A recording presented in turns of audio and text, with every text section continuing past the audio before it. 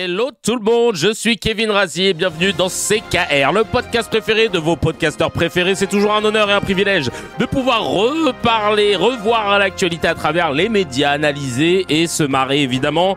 Alors on va parler de Sarko encore une fois parce qu'il y a des choses encore à dire sur Sarko. Avec le showrunner, on a décidé d'attaquer un petit peu encore ce sujet parce qu'on n'a pas assez attaqué Sarko, je vous le dis.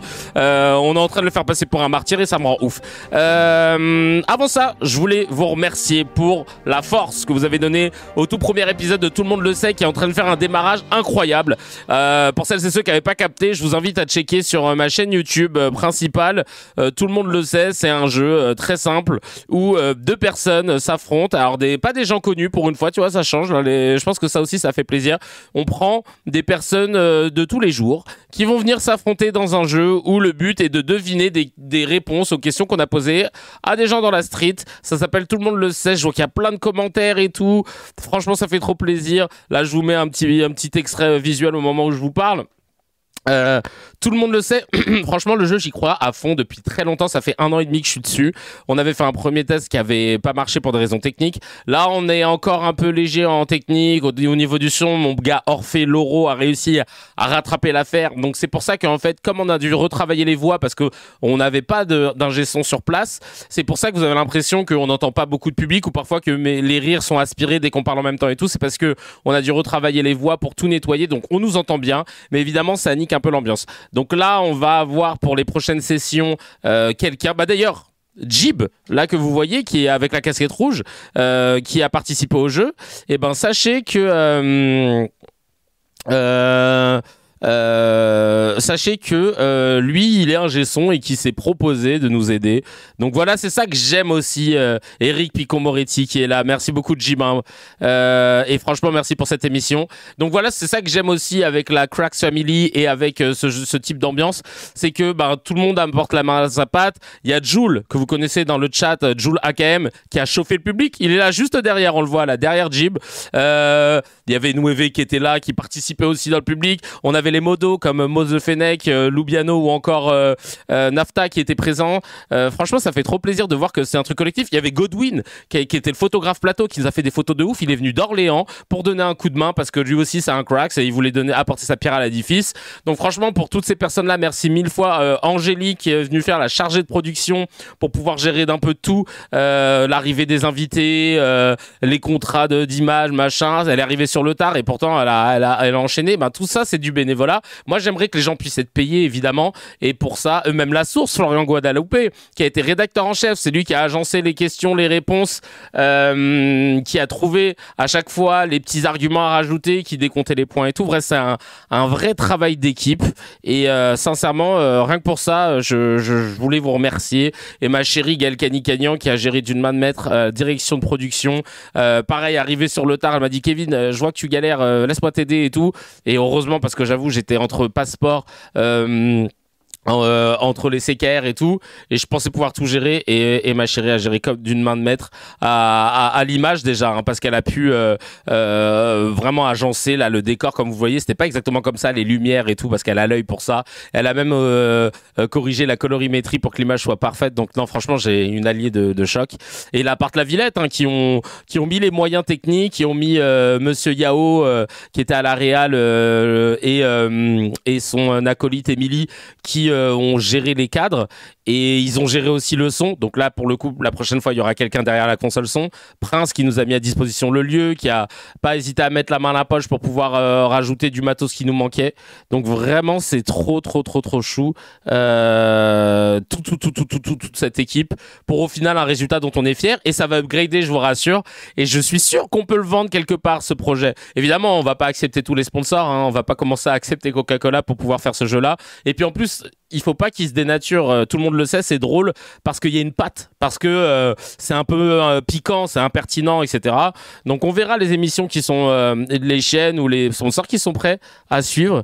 Xavier Niel, je sais pas s'il kifferait, mais en tout cas, oui peut-être. Ou Mathieu Pigas sur Radio Nova, ce serait top parce que il y a déjà pas mal d'émissions d'actu. ou ça vanne, comme la dernière, la riposte ou encore les grands remplaçants. Je pense qu'on m'avait proposé de proposer à Nova CKR, mais je me dis que je vais rien rajouter de ouf en vrai dans CKR à faire un peu ce truc-là. En revanche, on peut faire effectivement proposer ce jeu. Et puis même, tu vois, le côté jeu avec des gens de tous les jours, je pense que ça crée un engagement. Et j'ai vu dans les commentaires, parce que moi j'ai fait la première avec certains d'entre vous qui étaient présents sur YouTube hier soir, et c'était marrant parce que les gens jouaient en fait. Tu sais, directement tu dis bah non c'est la réponse B, bah non c'est C, bah non c'est Domi, bah non ça se voit que c'est Jean-Luc et tout. Et l'idée c'est vraiment de montrer que parfois on peut se faire avoir par nos idées reçues, que l'habit ne fait pas le moine, et en plus de ça on apprend des choses. Donc vraiment ce jeu il me tient à cœur. J'espère sincèrement que il aura une suite, parce que c'est un peu notre petit moment, notre moment de kiff, voilà. Et donc, on va essayer. Tout le monde le sait, c'est pas trop radiophonique, mais en vrai, ça s'écoute. Hein. En vrai, ça s'écoute. Hein. Donc voilà, à voir. Fun fact, j'étais dans le RER en train de me faire contrôler. Les contrôleurs ont kiffé le jeu. On y va, on commence cette émission 133 de CKR. Qu'est-ce qu'on a? Alors déjà les réactions sur le dernier épisode de CKR, évidemment. Qu'est-ce qu'ils nous ont dit sur CKR? On a Rita qui nous dit encore un épisode génial. Force à toi Kevin, merci pour dire les termes en direct de la station thermale. Ouais, écoute, on essaie. Yous qui dit mon moment favori de la journée, un grand merci pour tout Kevin. Arrête, c'est trop gentil, merci beaucoup à toi. Dark Funeral qui dit un grand verre de vérité, ça désaltère dans ce désert médiatico-droitard sionard. De ouf, bah j'espère que ça vous désaltère. KLM qui dit Kevin, tu viens de rentrer dans la cour des grands, continue comme ça, merci beaucoup, ça fait trop plaisir de voir que je ne suis pas seul, contrairement à ce que certains pourraient penser. Je ne suis pas seul à rire dans cette pièce, tout seul, avec une pièce qui résonne. Non, franchement, je suis trop content parce qu'on est en train de montrer vraiment que la puissance des médias alternatifs, parce qu'il y en a qui ont tendance à croire que si tu passes pas sur TF1 tu n'as pas de carrière. Oh là, que Dieu nous en préserve, vous allez voir qu'on peut faire même plus grand. De toute façon j'ai pas besoin de le prouver, hein.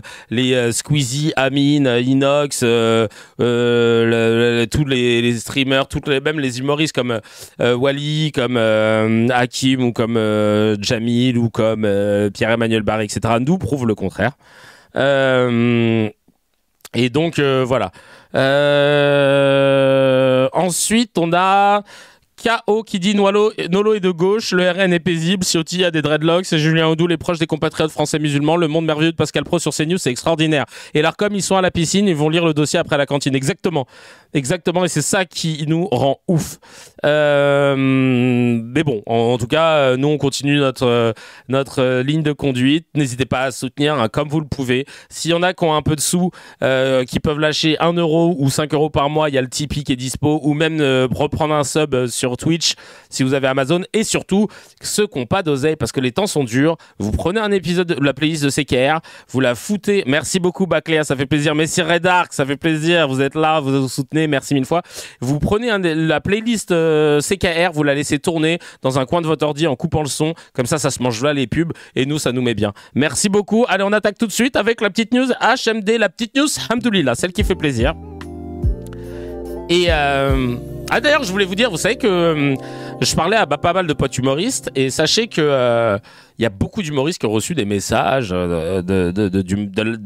même acabit que moi, quoique le mien était quand même très violent, de la part d'un animateur de télé qui est adepte des décors penchés. Et c'est là que tu te dis, putain, quand tu vois le nombre d'artistes qui ont reçu des messages plus ou moins désobligeants, déstabilisants, d'intimidation, de sa part, et que lui derrière il vient faire le miskin à la télévision à dire que tout le monde le boycotte et tout, vous comprenez maintenant ma haine quand j'entends ça, et le fait que je ne le lâche pas. C'est pas gratuit, j'ai pas décidé de me mettre sur ses côtes parce que j'étais d'un coup devenu antisémite, comme en plus il peut me le reprocher, ce qui est de la diffamation, et je pourrais l'attaquer pour diffamation pour ça, mais en fait ce qui est ouf, c'est que voilà, ça se plaint d'être boycotté par les artistes, ils veulent plus faire mes émissions machin, mais regardez que vraiment depuis 2 ans, il a fait la hagra à toutes celles et ceux qui avaient le malheur non pas de le houspiller lui directement pour ses prises de position, mais simplement de dire compassion envers les Palestiniens civils qui se font massacrer. qui se font massacrer par l'armée d'un Premier ministre qui est condamné, qui a un mandat d'arrêt pour crimes contre l'humanité et crimes de guerre. C'est juste ça. Hein. Et ça ne lui allait pas. Et donc, c'est quand même dingue. Toi, plus jamais tu vas faire le déco penché. Bah, je vais pas faire de décoration, non, je comptais pas. C'est pas des actions très charnelles, tout ça. Non, mais c'est ça, en fait, qui me rend ouf. C'est que, moi, je sais la vérité. Je me permets de le dire. Bon, force est de constater qu'il fallait pas, apparemment. Mais en fait, non, je peux pas. Je suis désolé, je suis obligé de vous le dire. Je suis obligé de vous le dire et je suis obligé de faire état de ce qui est la réalité. C'est pas pour rien que on utilise des médias indépendants maintenant, qu'on se crée nos propres médias. C'est pas pour se contenter de passer de passer outre la réalité de ce qu'est un artiste, surtout depuis 2 ans en France. Sachant qu'on critique une force étrangère, je sais pas si vous vous rendez compte, mais on a réussi à brouiller les pistes, à faire croire que critiquer une force étrangère, c'est critiquer une communauté qui est présente en France et avec laquelle on cohabitait jusqu'à présent. Et t'as envie de dire, bah non, mais les gars, me transformez pas en antisémite que je ne suis pas, parce que je suis en train de critiquer la politique d'un pays. Et alors maintenant, s'il y en a ici qui protègent cette barbarie, qui font de l'apologie au génocide, eh ben c'est leur problème et ils seront ma target. Mais c'est pas en raison de leur confession religieuse, parce que ça n'a jamais été un débat pour nous. Donc c'est pour ça que c'est important de le dire et de les répéter. Il n'y a pas un artiste, tu vois, les écouter, ils veulent tous te mettre en mode Dieudo et dire ouais, ça y est, il a pété un plomb, Kevin, machin. Non, chacal. On sait très bien ce qu'on fait. On connaît comme je le dis dans la description de CKR, on dit les termes dans le cadre des conventions de Genève. Il n'y a pas d'incitation à la haine en raison de sa couleur de peau ou de son origine ethnique ou de sa confession religieuse. J'ai 37 piges. Dans les cracks, ils sont très intelligents. Si j'avais été un abruti fini, ils me l'auraient dit, parce qu'ils n'hésitent pas à me dire quand ils sont pas d'accord avec ce que je dis ou quoi que ce soit.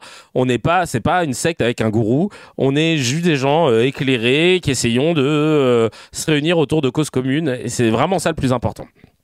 Et d'ailleurs, je vous raconterai un truc tout à l'heure, mais là, déjà, la news HMD, on peut dire que c'est 2 HMD. La première news HMD, Skippy. Ah putain, ce sketch des inconnus. Merci beaucoup, Kiwi, pour tout le monde le sait, ça fait trop plaisir. Bah, j'espère que allez donner de la force pour qu'on ait d'autres épisodes. Franchement, j'y crois à fond à ce programme. J'y crois vraiment à fond. Donc voilà, je compte sur vous pour donner de la force. HMD, la petite news qu'on peut applaudir, à seulement 18 ans, Kayla Nemour, qui représente l'Algérie, sacrée championne du monde au bar asymétrique, très loin devant sa dauphine. Elle devient la première gymnaste africaine à décrocher une médaille d'or mondiale, quelques mois après avoir offert à l'Afrique son tout premier titre olympique en gymnastique lors des JO de Paris. Et pour rappel, elle avait été écartée par la Fédération française de gymnastique qui lui avait refusé de concourir aux JO pour des raisons médicales et administratives. Elle brille désormais au plus haut niveau avec 2 titres mondiaux et un titre de vice-championne du monde sous les couleurs de l'Algérie. Bravo à toi, ça fait vraiment trop plaisir. Tu représentes comme il se doit dignement l'abnégation, la résilience et les erreurs de la part de la Fédération française. On continue très rapidement avant d'attaquer le Mezzé avec un truc, je vous avais dit que j'allais discuter de la loi CKR. La loi CKR et pas le décret, parce que j'ai appris que le décret c'était directement, ça passait pas par un vote. C'était une injonction du Premier ministre, si je dis pas de bêtises, ou du président, alors que la loi est plus forte que le décret. Et du coup, la loi CKR, j'en ai parlé avec Aymeric Caron, qui partage exactement les mêmes positions que nous. Et on se comprend avec Aymeric parce qu'on vient nous aussi des médias. Je vous invite à voir je l'avais invité à l'époque où j'avais mon émission sur Canal+. Rendez-vous. Je l'avais invité, on s'était rencontrés à ce moment-là avec des échanges, pas houleux, mais on n'était pas d'accord sur certaines choses. Très content de l'avoir revu à l'université d'été qu'il avait organisé avec son parti. Donc j'ai eu la chance et l'honneur de pouvoir être intervenant. L'Uni-Rêve cité. Et on a parlé un petit peu. Je lui ai envoyé mon projet de loi CKR et il va l'examiner et il va voir ce qu'il en est parce que ça lui parle de ouf, même si c'est pas facile. Il pense que ça va être très compliqué, mais moi mon but c'est pas tant que, alors mon but ce serait qu'elle prenne effet cette loi, mais déjà qu'elle puisse être discutée à l'Assemblée. Donc je vais faire mon petit lobbying parce que j'ai mes contacts.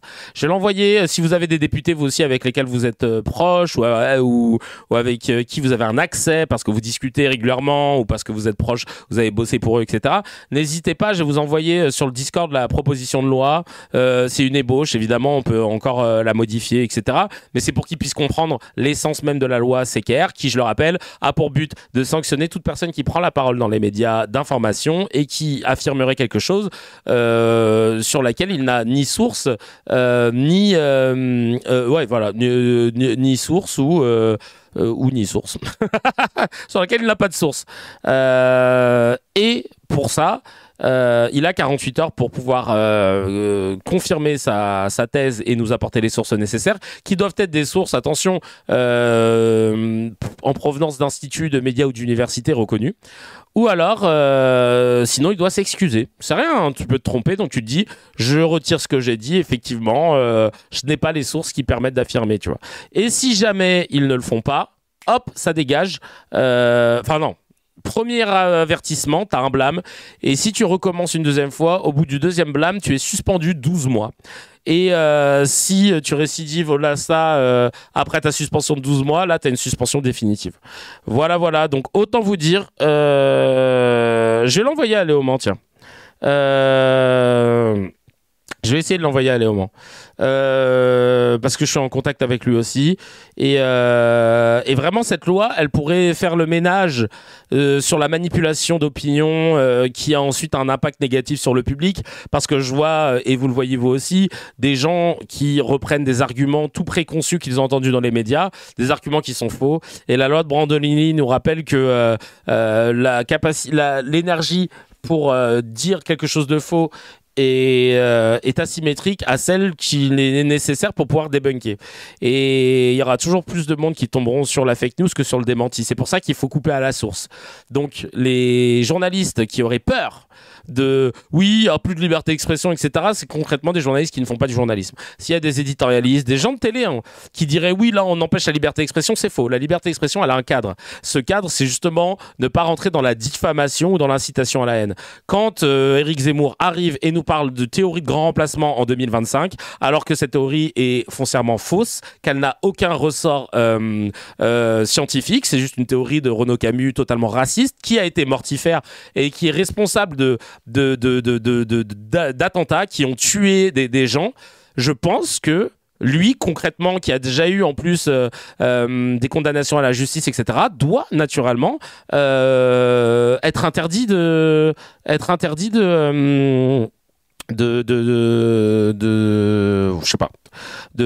médias, pardon. Alors attends, on me demande pour la collaboration. C'est aucune idée, ça fait la première fois. Hop, alors, la liberté de mentir dans les médias est interdite avec la loi CKR, voilà. Ouais, non, mais c'est ça. Il y a une plateforme créée par Schneiderman pour lutter contre les médias FAF, je ne sais plus son nom. J'ai zéro contact avec Saint-Toul perso, mais je vais voir. Il est raciste et il fait la promo intensive. Et en plus, Pascal Praud ose dire que c'est un prophète, quelque part. Il utilise ce terme-là. Il dit, vous êtes un prophète, quelque part. Et l'autre, il est tout saucé Zemmour. Ben, je suis désolé, cette séquence-là, elle ne devrait pas exister. Et naturellement, Pascal Praud aussi, qui laisse passer, lui, peut être blâmé plus d'une fois. Donc il faudrait créer une commission qui puisse être ultra active devant la télé, pas comme l'Arcom, qui serait rattachée à l'Arcom parce que pour l'instant on peut pas faire sans, mais pas l'Arcom, et qui serait chargée de prendre les réclamations pour pouvoir les traiter sous 24 heures afin de pouvoir acter le démarrage des 48 heures jour ouvré pour l'excuse, tu vois. Voilà, je pense qu'il faut le faire. Ce serait ouf que cette loi CKR puisse ne serait-ce qu'être débattue à la télévision et dans les médias, parce que autant vous dire que ça va créer un remue-ménage mais sans précédent. Nous, on a des faits, nous, on a des exemples. Le Telegram de la Cuenta, et je vous invite à checker le Telegram, il est rempli de ça. Il est rempli de ça. Et normalement, quelqu'un qui fait son boulot va te dire ouais, bah ça me dérange pas. C'est comme si demain tu me disais je propose une loi pour interdire toute personne qui interdire d'exercer toute personne qui a eu des propos ou une affaire de pédophilie. Je lui interdis de travailler dans l'espace public avec des enfants. Bah, concrètement, toi, tu vas pas me dire, bah non, vous pouvez pas faire ça, c'est une privation de la... Bah non, il n'y a pas de débat, en fait. Bah là, c'est pareil. Si toi, la loi CKR t'offusque, c'est que tu as un problème avec la vérité. Parce que c'est pas de la liberté d'expression. Et si tu veux faire juste de l'opinion et échanger des idées, tu vas sur YouTube, tu vas sur Twitch, tu réunis des gens avec qui tu débats, etc. Mais tu ne peux pas, à la télévision, lâcher avec une affirmation comme ça, avec asséner de façon péremptoire des choses que tu ne peux pas affirmer concrètement à l'aide de faits. Je pense que c'est normal. Je peux pas vous dire, moi, les ultra riches, ils payent que l'équivalent de 25% d'impôts sur leurs revenus, sans vous citer le travail de Gabriel Zucman, qu'on peut tout de suite aller vérifier. Si je vous dis, bah non, mais on le sait tous, bah ça, c'est pas un argument et ça peut être dangereux parce qu'après, il y a des gens qui répètent. Encore une fois, c'est du bon sens. Donc, j'espère sincèrement. Oui, ils vont sortir l'argument du fameux bon sens, ouais. Mais moi, pour le coup, je le reprends. C'est vrai que le bon sens, il peut être à double tranchant. Tout le monde peut dire c'est du bon sens. Quand t'es de droite, quand t'es de gauche, tout le monde. Mais là, à mon sens, c'est du bon sens que de pouvoir dire quelque chose que tu peux prouver. Tu sais, je dirais que c'est de la logique juridique.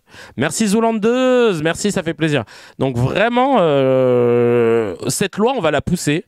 Et on va montrer à ce petit Cracks qui avait répondu en disant ouais, ton émission c'est bien, mais est-ce que tu penses pas que c'est inutile, machin, bah tu vas voir. Parce qu'il avait dit que la loi CKR c'était le seul truc qui était utile dans le podcast. Chacal, il faut 2 ans pour pouvoir monter des choses.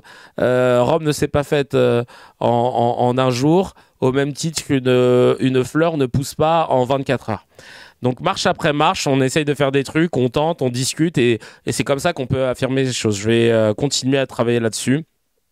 Ce sera l'occasion aussi de peut-être faire une table ronde avec les cracks qui sont dispo en présentiel et puis peut-être avec certains en visio pour travailler sur ça. Voilà.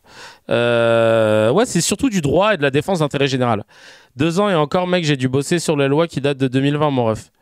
Ouais, non, mais c'est ça. Ouais, non, mais j'imagine. Allez, on passe tout de suite au Mezzé. Les petites news à discuter, à partager avec les collègues, à la machine à café, tout ça fait plaisir. Antoine Léaumont, tiens, on parlait de lui. Ah non, avant ça, je voulais parler de l'arrestation de Mohamed CH. C'est qui Mohamed CH? Je vais vous expliquer tout ça. J'ai trouvé un post qui résumait cette histoire. C'était important pour moi d'en parler parce que les médias mainstream ont totalement occulté cette affaire parce qu'évidemment, salut Maro, ne vont pas, ces affaires ne vont pas dans le, comment dire, dans le narratif de la plupart des chaînes d'infos. Donc je vais vous montrer ça de suite en vous montrant les slides. Trigger warning, c'est une histoire qui peut faire mal à toutes celles et ceux qui ont vécu ce genre de racisme ou pas, ou qui sont très sensibles à ça. Mais voici l'histoire de Mohamed CH. Tout commence le 22 juillet 2025. Il y a 5 policiers niçois qui ont entre 30 et 40 ans qui ont été mis en cause après la diffusion d'un enregistrement. En gros, il y a eu une intervention de la police dans le quartier des Moules à Nice qui a conduit à l'interpellation de Mohamed CH soupçonné de trafic de stupéfiants. Avant d'être menotté et embarqué, il a eu le réflexe d'activer la caméra de son téléphone. L'enregistrement diffusé aujourd'hui à l'audience dure 32 minutes. Aujourd'hui, c'était il y a 2 jours que ce poste a été mis. Et c'est le maître Kada Sadouni qui s'est mobilisé pour défendre Mohamed CH, une audience qui a duré 11 heures. Tout part de cet enregistrement de 32 minutes. 32 minutes d'un calvaire. Mohamed CH vit un véritable cauchemar. On l'entend pleurer, crier, supplier qu'on arrête de le frapper. Les 5 policiers le rouent de coups et l'insultent. Les violences physiques, humiliation raciste. Pourquoi vous m'avez frappé avec le Coran, entend-on? Mais les policiers continuent. Ils déchirent le Coran trouvé dans son sac, le mettent dans sa bouche, crachent dessus, le passe sous ses aisselles, puis l'écrasent au sol. Mohamed pleure, demande qu'ils arrêtent, leur rappelle que c'est un livre saint. Puis il convulse sous les coups. C'est une dinguerie. Les insultes? Ferme ta gueule. Tu es un arabe pour voler la France, pleure comme une pute, T'as rien à foutre en France, t'es un putain d'étranger, tu es là pour violer la France et violer les Françaises. Tu vas rentrer dans ton pays de suceurs de chameaux et maintenant tu fermes ta gueule, t'es une pute. Jure sur le Coran avant que je te casse ton nez. C'est de la merde ton Coran, tu rentres chez toi, ferme ta gueule l'arabe, je baisse ta sœur. Elle est belle ta sœur? Retourne dans ton pays de merde, merde de chameau. Y a rien dans ton chameau, grosse merde. Ferme ta gueule, bougnoule. La parole des Arabes et la parole des flics. Arabes de merde. Les policiers mettent de la musique pour l'humilier. Ryan B. Fever. Des bolos, hein. Vraiment, j'ai pas les mots. Ils rient, se moquent, prennent du plaisir à ce moment de brutalité. Un constat médical d'échymose sur l'ensemble du corps. C'est lors de son audition que le téléphone de Mohamed CH a été exploité. Un policier a transmis la vidéo à la police des polices. Les 5 agents ont nié les faits dans un premier temps. L'un d'eux a déclaré « J'ai parlé à un délinquant, pas un musulman ». Un autre a tenté de justifier la scène en disant « Ça nous a permis de décompresser, de blaguer ». Chacal, toi tu décompresses comme ça, toi. Putain, j'aimerais pas être dans ta famille, toi, hein, parce que laisse tomber, le mec, il sort d'une journée de taf, je peux te dire, ranger les livres, même Harry Potter, tu vas y passer, ranger les livres et enfermez-vous dans les chiottes. Non mais sans déconner. Et je tiens juste à souligner, Dieu bénisse le policier qui a transmis la vidéo à la police des polices alors qu'il aurait pu ne pas le faire. Le conducteur du fourgon, considéré comme le chef, prétend n'avoir rien entendu. Mais aucun des 5 n'a tenté de mettre fin au calvaire, tous ont participé. Depuis septembre, les 5 policiers ont été suspendus et placés 48 heures en garde à vue. Ils comparaissent aujourd'hui libres, tandis que Mohamed CH, à la fois accusé et victime, reste en détention. Après, vous nous cassez vous nous cassez les bonbons avec Nicolas Sarkozy, qui est condamné, mais non, il est innocent, il a fait appel. Et là, c'est pour lui que normalement il devrait y avoir du monde dehors, en train de répleurer, en train de dire Sarkozy au thème. L'affaire a été révélée par le Canard enchaîné, puis reprise par Nice Matin et d'autres médias. Rapidement, Maître Kada Sadouni s'est mobilisé pour défendre dignement Mohamed, une audience qui a duré 11 heures. Lors de sa plaidoirie humaine face à ceux qui salissent l'uniforme républicain, il a prononcé des mots qui ont profondément marqué la salle. Si la parole d'un arabe n'a pas de valeur, alors moi, je suis arabe, français et avocat. J'espère qu'au moins la mienne en aura une. Le procureur de la République, qui a pris pleinement la défense de Mohamed, a requis 12 à 18 mois de prison avec sursis et une interdiction d'exercer. J'espère que l'interdiction, elle est pour genre toute la vie. On ne peut pas risquer d'avoir des policiers comme ça dans les forces de l'ordre. On ne veut plus de ces policiers en fonction, ces hommes censés nous protéger qui portent l'uniforme de la République française. Mohamed CH a dit « Je ne pardonnerai jamais, j'ai beaucoup pleuré et souffert. Nous non plus, nous ne pardonnerons pas. » Ce procès aujourd'hui n'existe que parce qu'un téléphone a filmé. Et si Mohamed n'avait pas enregistré? Ça aurait été la parole de 5 flics contre ce jeune homme. Sans cet enregistrement, il n'y aurait sans doute jamais eu de procès. Sa parole d'arabe aurait été jugée peu crédible face à celle de 5 fonctionnaires de police. Combien de Mohamed ont été frappés, humiliés, insultés dans un fourgon? Combien ont été condamnés pendant que leurs agresseurs rentraient chez eux? C'est important de pouvoir, relayer cette affaire qui n'a pas fait le bruit qu'elle méritait de faire. C'est une affaire à la When They See Us. Netflix, ça pourrait être un bon sujet d'ailleurs, parce que c'est scandaleux. C'est scandaleux. Qui est là pour nous protéger de la police? C'est violent à ce niveau. Non, mais c'est vrai. Parce que, et heureusement que le policier qui est tombé sur cette vidéo l'a envoyé et qu'il ne l'a pas effacé. Parce qu'imaginez, même si vous avez enregistré et que vous tombez sur un mec qui est dans la combine, il va l'effacer le truc. Ça fait froid dans le dos. Ça fait froid dans le dos. Force à Mohamed pour ce qu'il a vécu et God bless son avocat, maître Kada Sadouni. Et Jules qui nous dit ce sera intéressant de savoir combien de personnes ont eu connaissance de cette histoire. Moi je l'apprends là, j'en ai entendu parler nulle part. Ben tu vois, c'est pour ça que je me suis dit je l'ai ajouté au dernier moment sur le conducteur, parce que je me suis dit attends, j'ai pas l'impression qu'on en a beaucoup parlé. Donc voilà. The Bird Fly Away qui nous dit The Bird Flew Away. J'ai déjà été contrôlé par des flics à Châtelet dans une rue déserte, très virulent. Ils m'ont appelé Cheb Khaled, m'ont fouillé et ils arrêtaient pas de me provoquer pour que je rétorque et qu'ils puissent me plaquer au sol. J'ai eu très peur. Mais tu m'étonnes, putain. Force à toi en tout cas.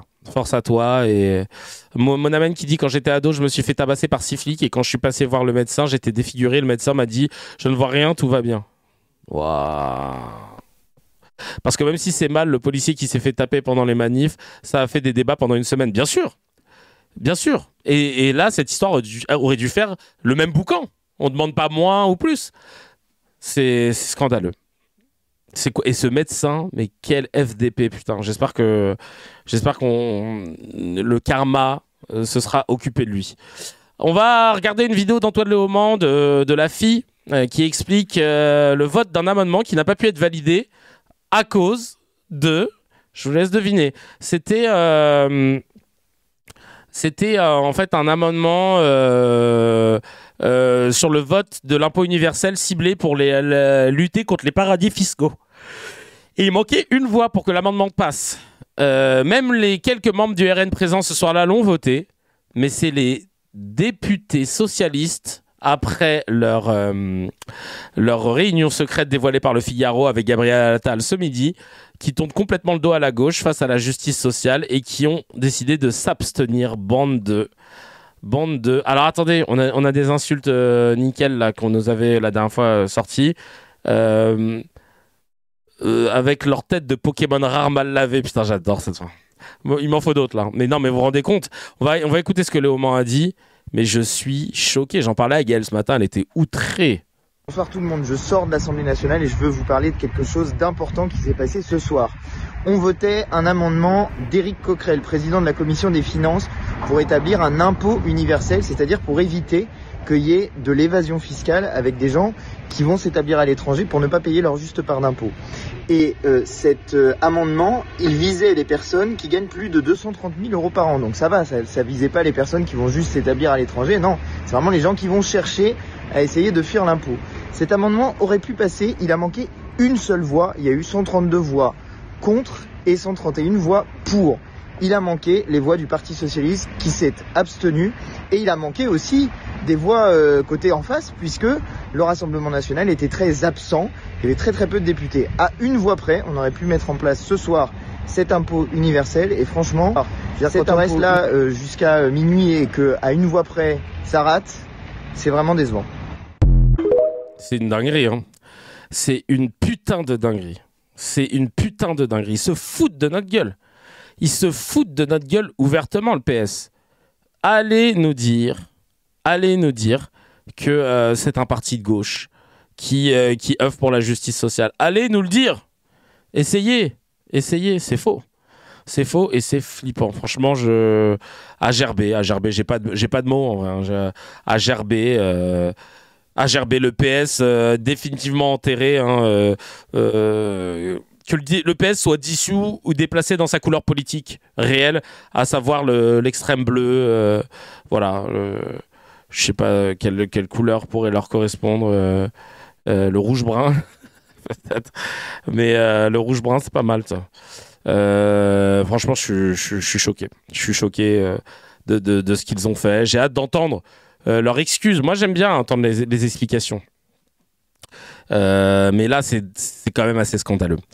Autre news concernant Sarkol Tollard, Nathan Dever, ex-CNews, qui est interviewé un journaliste de Paris Match, propriété de Bernard Arnault, sur le sujet de l'incarcération de Nicolas Sarkozy. Attention, préparez vos mouchoirs. C'est France Info là. Faut savoir que France Info là, ils ont fait un recrutement chez CNews. Je tombais sur cette info ce matin. Je vais vous montrer une capture avant ça. Regardez, c'est le compte X de Maud Destangal qui mettait ça sur X. Pour la seconde fois ce mois-ci, 100% du plateau de France Info était composé d'anciens de CNews. Le tournant réactionnaire du média public s'assume chaque jour un peu plus. Ah, ils veulent faire de l'audience. Hein. Ceux qui osaient dire que le service public c'était des gauchias. Ouais, non, c'est fini, ça. C'était la belle époque, j'ai envie de te dire. Non. Et donc là, on écoute. Alors écoutez, hein, le pauvre petit bout de chou de Sarkozy, il a dû acheter un balai tout seul pour faire son ménage. Non, c'est scandaleux. Je vous laisse écouter. Comment vous voyez ça, mais surtout comment Nicolas Sarkozy, quand vous l'avez rencontré, il vivait ses aspects les plus humiliants. Il y a un passage dans cette interview où vous Je prépare la musique sad song, hein, évidemment, si vous l'entendez. parlez du fait qu'il a acheté un balai pour laver sa cellule. Oui, tout à fait. C'est à un moment de l'entretien. D'ailleurs, au tout début de l'entretien, je l'ai prévenu ainsi. Je lui ai dit, voilà, je vais vous poser des questions à un moment d'ordre presque technique. C'est-à-dire, qu'est-ce que vous avez fait? Est-ce que vous avez dû vous enregistrer? Est-ce que vous avez dû envoyer des affaires en amont? Qu'est-ce que vous avez fait pour préparer cette incarcération? Voilà, je me permets de vous prévenir. Je vais poser l'ensemble de ces questions. Et à un moment donné, on a abordé ce qu'il a dû faire en amont de son incarcération. Et il nous a dit, avec une pointe d'ironie, je dois le dire, qu'il avait acheté un petit balai parce qu'il souhaitait que sa cellule soit propre, que lui, il était rangé, qu'il comptait pas, y compris en prison, déroger à cette règle-là, qu'il avait cantiné, c'est un jargon de la pénitentiaire, c'est-à-dire que on a bien évidemment plusieurs repas par jour lorsque l'on est détenu, mais on peut améliorer. Putain. Là, c'est dur pour moi d'écouter, d'aller au bout de ce qu'il raconte ce journaliste. D'une certaine manière, j'oserais dire son quotidien. Le mot est peut-être un peu large pour ce qu'il recouvre, mais voilà, on peut acheter de la On dirait que c'est leur père, la fille de ma mère. Nourriture supplémentaire sur une liste. Il a continué à acheter du thon en boîte. Il a acheté des yaourts. Il a acheté des yaourts. Mais c'est vrai qu'il a compris que ça allait être compliqué. On en a assez peu parlé. Il a eu néanmoins, il a utilisé ce terme-là néanmoins durant notre entretien. Il a dit, on essaye de me dégrader. Comment vous voyez ça, mais surtout comment on essaye de le dégrader. Mais quelle indignité! Il a acheté du premier prix. Vous vous rendez compte? Il a acheté son petit balai, le pauvre miskin, un petit balai. Le pauvre, des yaourts et une boîte de thon. Oh là là là là. En plus, il a ces pauvres de garde du corps qui occupent des cellules qui pourraient être attribuées à des gens à cause de la surpopulation carcérale. Mais non, on a préféré leur mettre des gars de sécu qui vont être H24 à côté de lui. Le pauvre. Le pauvre. Il a des chaussettes Artango, miskin. Mais j'aimerais qu'on lui fasse une cagnotte pour lui acheter un Karcher et lui envoyer le Karcher à la prison, comme ça il pourra nettoyer sa cellule. Avec un Karcher, ça va être rigolo, parce qu'apparemment la racaille, ça se nettoie au Karcher, et comme tu es une sale racaille, espèce de condamné, tu es une racaille, Nico, donc on va te nettoyer au Karcher, laisse-nous le faire, avec grand plaisir.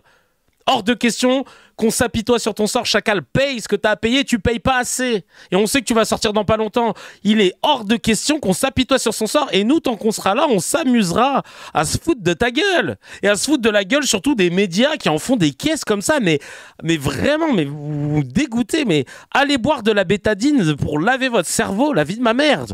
Avec vos têtes de Pokémon rares mal lavées. Le mec, il enchaîne toutes les expressions qu'il vient de noter. Non, mais vraiment, nous, on s'en bat les steaks. On s'en bat les steaks. Oh là là là là. N'importe quoi.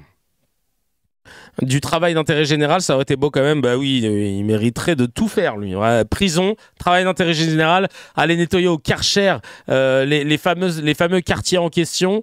Tiens, tu vois, et que tous les jeunes le regardent comme ça, en train de ricaner. Mais oui, l'humiliation. Je pense qu'on se rend pas assez compte dans les médias français de la dinguerie qu'il a faite. Heureusement qu'il y a des gens comme Fabrice Arfi qui sont là pour le rappeler. D'avoir des gars qui ont discuté avec Senoussi, qui est responsable d'un attentat qui a tué plus de morts, plus de Français que pendant les attentats du Bataclan. Il faut le rappeler quand même, ils ont discuté avec lui dans le plus grand des calmes.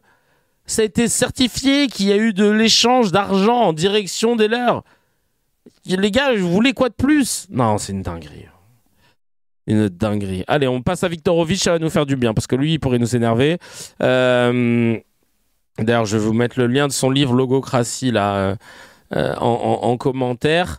Il a sorti un livre qui s'appelle Logocratie, et là, il parle du mensonge. Et c'est urgent d'écouter ce qu'il a dit, parce que c'est tellement réel. On écoute tout de suite. On va parler de votre livre, Logocratie aux éditions du Seuil. Ce livre vient de sortir il y a une semaine. Étymologie du mot, parce que ce n'est pas un néologisme. Logos en grec, parole, raison, signification, vous me dites si je me trompe.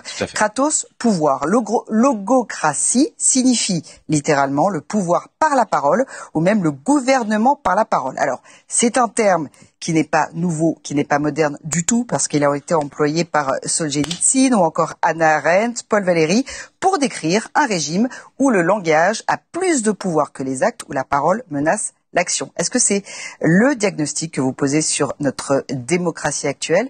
Et je vais vous demander juste pour nous et pour nos téléspectateurs un exemple concret.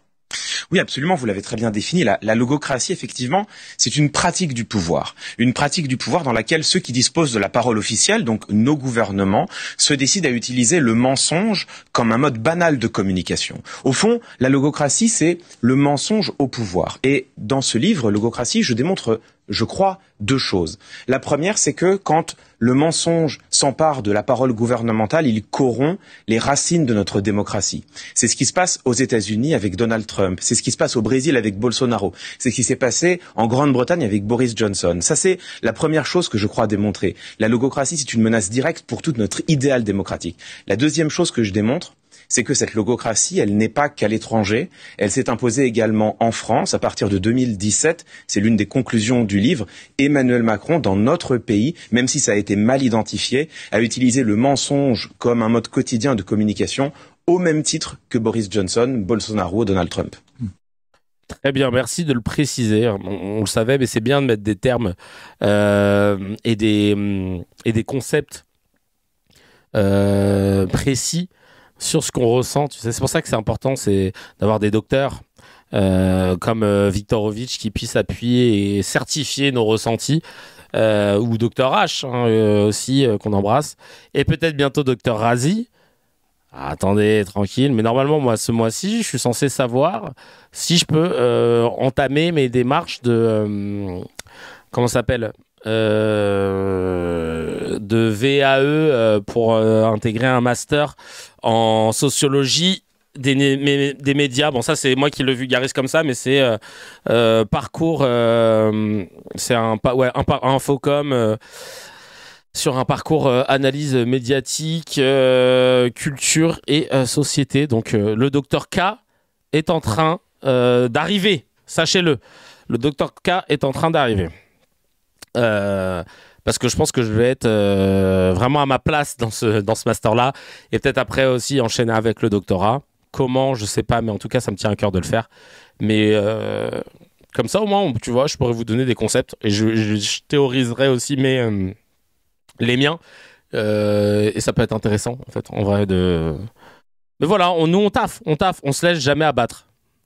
Vraiment, je veux devenir une ref, et pas que juste parce qu'il y a des gens qui me suivent sur les réseaux, mais d'avoir l'exigence intellectuelle qui va avec, parce que justement, je déplore qu'elle n'existe pas en face, et c'est pas pour moi-même en faire l'abstraction. C'est pour ça que j'ai décidé de me challenger à 37 ans à reprendre mes études. Moi, j'ai qu'un bac ES, et c'est vrai que la sociologie, ça m'avait beaucoup aimé. Enfin, ça m'avait beaucoup impacté, parce que mon prof, j'avais beaucoup aimé, le mec sait plus parler. Mon prof de socio, Monsieur Gonzalez, me disait Bourdieu aurait dit jamais pu retrouver la paternité de cette phrase, mais il était très proche de Coluche, je sais pas si vous le saviez. Il avait dit un bon humoriste, c'est avant tout un bon sociologue, et j'ai toujours voulu mêler les deux, tu vois, dans ma démarche. Et je me dis, bah vas-y, on va aller au bout du délire, quoi. On va aller au bout du délire, on va lire les livres qu'il faut, on va aller sur les bancs de la fac, on va aller au bout de cette analyse média, etc., pour pouvoir la théoriser et parler d'égal à égal, même si le diplôme ne fait pas l'homme. Mais comme on le dit, l'habit ne fait pas le moine, mais il te fait rentrer dans le monastère. Nilikufer Naori. J'aurais besoin de vous, ça se trouve, vous pourrez me donner du coup de main pendant toutes ces... là, on en a pour les 5, 6, 7 prochaines années, on verra bien. Donc j'aurai sûrement besoin de vos lumières pour celles et ceux qui sont déjà passés par là. On pourra se soutenir, ou celles et ceux qui veulent reprendre leurs études. 37 ans, il n'est pas trop tard, si vous en avez les capacités. Et surtout que là, à 37 piges, je choisis un master qui me correspond par rapport à mon parcours de vie, etc. Et je sais que c'est pas comme quand tu as 18 piges et que tu choisis parfois à défaut des choses et que tu subis tes cours. Là, c'est choisi, voulu et maturé. Donc, clairement, je vais être trop content d'aller en cours pour pouvoir apprendre des choses que je fais déjà de façon empirique et de pouvoir encore plus appuyer mes connaissances là-dessus. Donc, on va pouvoir upgrade même les CKR. Donc, vraiment, abonnez-vous et convertissez vos potes parce que les CKR vont prendre de l'ampleur de plus en plus, intellectuellement parlant. Et en plus, après, on pourra aussi se détendre avec Tout le monde le sait. Tout le monde le sait. Allez, on regarde Nelly Kuffernaoui, machin, mon cul, qui continue d'enfoncer. Elle veut coller au trio de tête de la Cuenta. Et sa Cuenta va vraiment être en mode baleine bleue. On va pas se mentir. Dans d'autres pays ennemis, je pense que finalement, nous allons récupérer Gaza. Je pense que finalement, et Trump et les d'autres pays arabes qui souhaitent y rentrer vont se rendre compte qu'il n'y a pas d'autres propriétaires sur Gaza que le peuple juif. En tout cas, nous devons en prendre conscience parce que tous les soldats qui se sont sacrifiés, qui ont sacrifié leur vie pour libérer la bande de Gaza, ne sont pas morts en vain. Les libérés de plaît-il ? Ils ne sont pas morts du Hamas, mais là, au final, c'est pas libéré du Hamas pour protéger le peuple palestinien. T'es en train de dire que du coup, les Palestiniens n'auront plus le droit d'être à Gaza, non mais pour que on cède cette zone à des mains étrangères et qui sont des mains qui peuvent en plus se transformer d'amis en ennemis. Il peut très bien y avoir un nouveau printemps arabe ou plutôt un nouvel hiver arabe, même sur des pays qui peuvent aujourd'hui être conciliants avec Israël. Donc, nous ne pouvons pas prendre le risque d'avoir des armées étrangères à Gaza. Et je pense que, encore une fois, de là-haut, on aura un push qui nous fera prendre conscience que cette terre doit nous revenir de manière exclusive. Nous devons récupérer Gaza, s'y réinstaller, refaire des réimplantations à Gaza, appliquer une émigration massive des Gazaouis vers d'autres pays. C'est également dans leur intérêt vu que la restauration de Gaza, qui est la 3e phase du plan de Trump, va prendre pas mal d'années. Donc c'est dans l'intérêt de tous que ce soit Israël qui récupère cette zone. Alors une dernière dans d'autres... De tous, sauf des gens qui y habitent. Hein. C'est ça qui est génial avec Nelly Kuffernaoui, qui on ne sait que faire de Nelly. Hein. Cette clown qui a dû boire beaucoup trop de bétadine pour laver son cerveau.